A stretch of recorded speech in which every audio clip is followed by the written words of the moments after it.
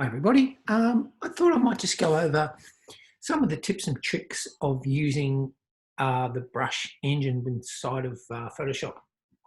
It's a very big program, Photoshop, and as you can see, there's many different brushes that you can use. And the point of this little video is to maybe give you a little bit more insight in how to use this program, or particularly the brushes.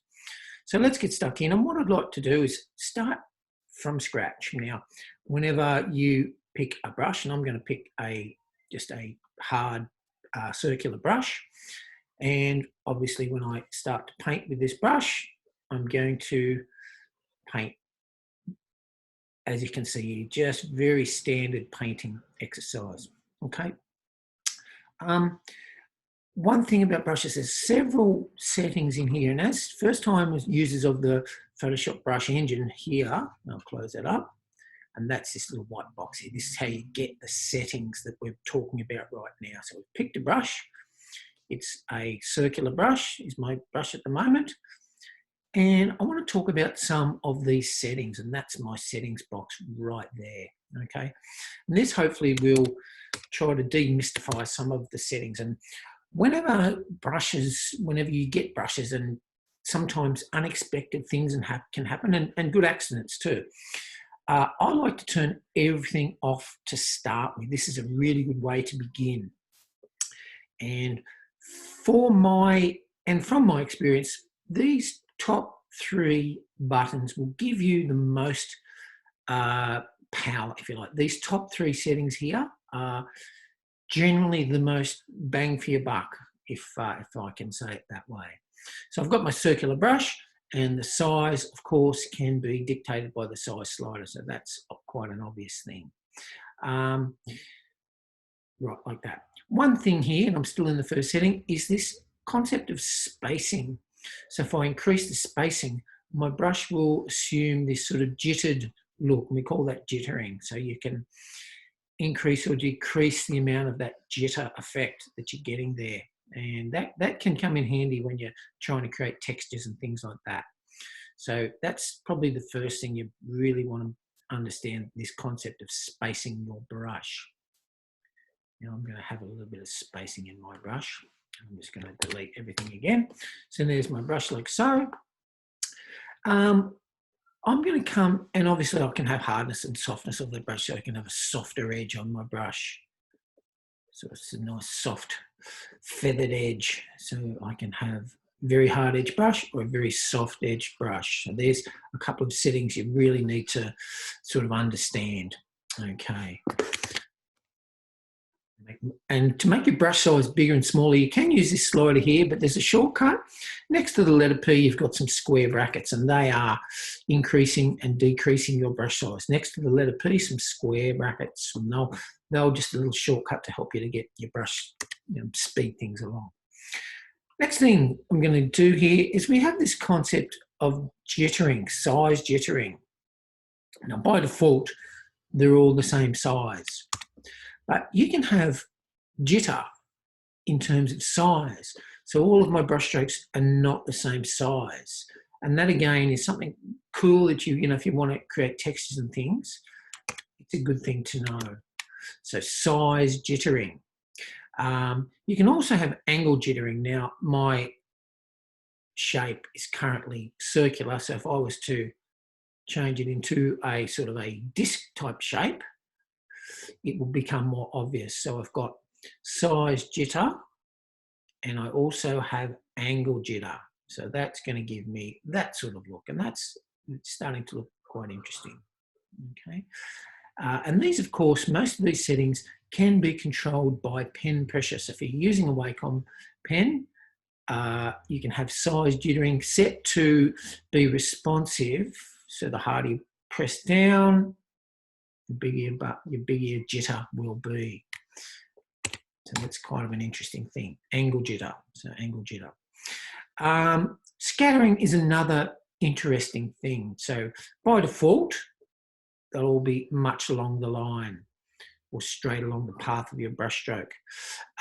You can have scattering this will give you this more sort of randomized look. And it's, again, really great when you're creating textures and things like that.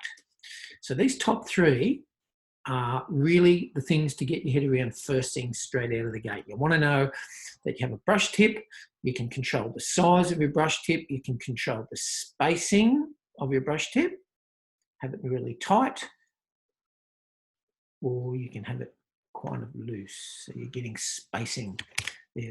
The three most important things. I'm going to carry on a little bit here. So next thing I might want to talk about is the color dynamics. Now the color dynamics, if you can see here on my screen, I have yellow to, or I want to change that to blue, maybe blue and purple. These are my two foreground and background colors. So when you're doing this, make sure that you have that little button up there checked, that apply per tip. And this slider here is going to dictate, you know, how much and the amount of foreground and background jitter. So my brush should then start to, I might just reduce my spacing a little bit. Scattering, I might get my scattering down a little bit. That's better. Let's get that closer to there. So color dynamics is going to toggle in between my foreground and background colors, and that's kind of fun. Very nice effects. You're creating a some sort of interesting thing with your color dynamics. Make sure you've got that item checked. Hue jitter, you can really make that more colorful, or brighter, I should say, and saturation. So you can have all these settings adjusted to get different sort of jitters. So color dynamics is kind of fun too. Okay, next thing we've got this concept of transfer. Now I might just set my brush back up again before I get stuck into that. I'll have just a regular size brush. I might make it a bit bigger. I might reduce my scatter to nothing. Spacing there, okay. Shape dynamic, scattering is off. I'll turn those things off. Transfer will allow you to paint transparency, if you like. So I'm going to have a large amount of opacity jitter dictated by my pen size. So that means that essentially the harder I press, the heavier or the more colourful my stroke will be. So if I hold very low pressure on my pen, I'm getting a very light texture or a light colour. If I press harder, I get more colour come through on my brush. That is transfer. Okay, and that's kind of interesting too. So I'm going to delete all that, transfer.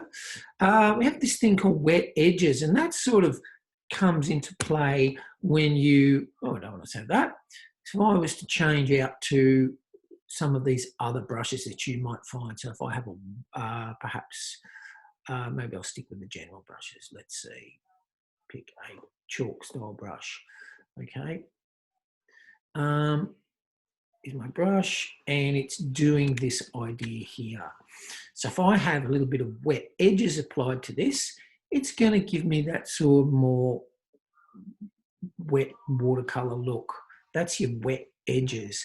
And you can play with transfer as well with that to really build up color and give you that sort of watercolory style look. Very nice effects with the wet edges, and you can simulate oil paint and things like that. So these are really some of the key settings. And again, all this sort of stuff, practice makes perfect, and just playing. But I will say that these top three are your most common settings. All right, having said that, what I might do is just talk very briefly about the dual brush, because the dual brush is kind of fun. So how this works is that initially we pick a brush. So I'm going to pick a soft brush for my starting point. I'll just turn that off. And a soft brush would essentially give me that, as we sort of would expect. Soft brushes give me that. When we apply the dual brush, what that can do is it's going to, for the dual brush, I'm going to select a second brush to sort of flow inside of the first brush. So one brush is the container, and the second brush that you select will flow inside of that brush. And as you can see now, I'm getting this sort of more interesting look here. So the second brush is flowing inside of my first brush. And I'm getting some sort of randomizing look about this now, and I'm starting to feel a little bit more random. The dual brush is fantastic for giving you textures and randomizing textures. I really like the dual brush. All right, so look, that is about all I want to talk about with the brush settings. One more thing perhaps before I go, pretty standard thing you might want to say, that when you're painting with brushes and such, I've currently set my opacity up to 100%. You can change the opacity of your brushes by hitting the number on the top of your keypad. So 1 will give you 10% flow, 2, 20, 3, and so on. So that is building up opacity via your keypad. So you're selecting numbers on your keypad, 7 for 70%, 2 for 20%, and this is a way to sort of build up colours without, changing, trying to go up to the menu all the time. Okay, brush settings are fantabulous. I'm going to leave that there for this moment. Brush settings, it's all about playing, it's all about experimenting, all about practicing. I hope that's been some help, and I'll see you in the lesson, guys.